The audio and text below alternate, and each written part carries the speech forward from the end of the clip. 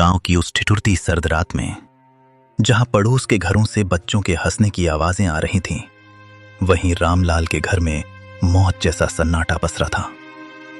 रामलाल, जिसने कभी बड़े बड़े भोज में राजाओं की तरह 56 भोग परोसे थे, आज अपनी ही बहू की जली हुई और सख्त रोटियां निगलने को मजबूर था। किस्मत का खेल देखिए, जिस हाथ ने सबको खिलाया, आज वही हाथ कांप रहे थे। थाली को पैर से जमीन पर घसीटते हुए, लो निगल लो इसे। सारा दिन खटिया तोड़ते हो, कम से कम ये जली रोटियां तो खा ही सकते हो।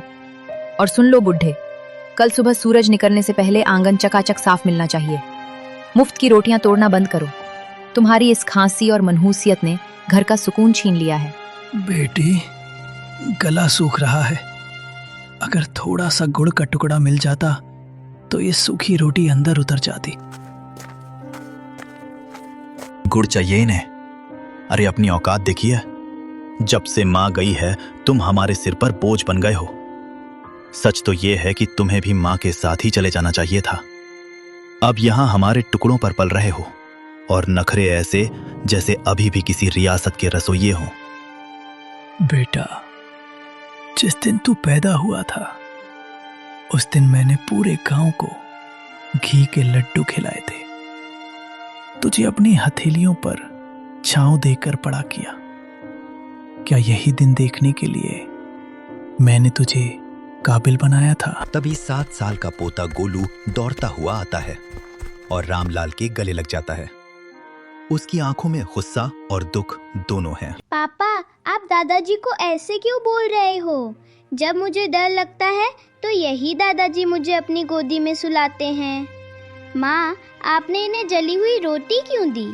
क्या आप मुझे भी बड़े होकर ऐसी ही रोटी दोगी? चुप कर गोलू, तू नहीं जानता, ये बूढ़े लोग सिर्फ परेशानी बढ़ाते हैं। जा अपने कमरे में। नहीं जाऊंगा। पापा, दादाजी बोझ नहीं है, ये तो हमारे घर का आशीर्वाद है।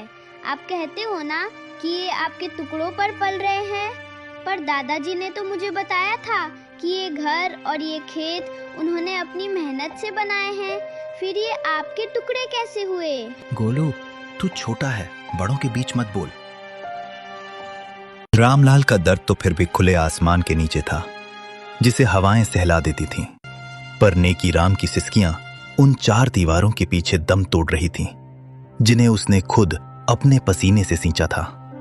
उसका बेटा पवन और बहू शीला ने उसे घर के पीछे एक ऐसे स्टोर रूम में फेंक दिया था, जहां कबाड़ और मकड़ी के जालों के सिवा कुछ न था। उस अंधेरी कोठरी में नेकी राम का वजूद भी उस पुराने सामान जैसा हो गया था, जिसे अब कोई छूना नहीं चाहता।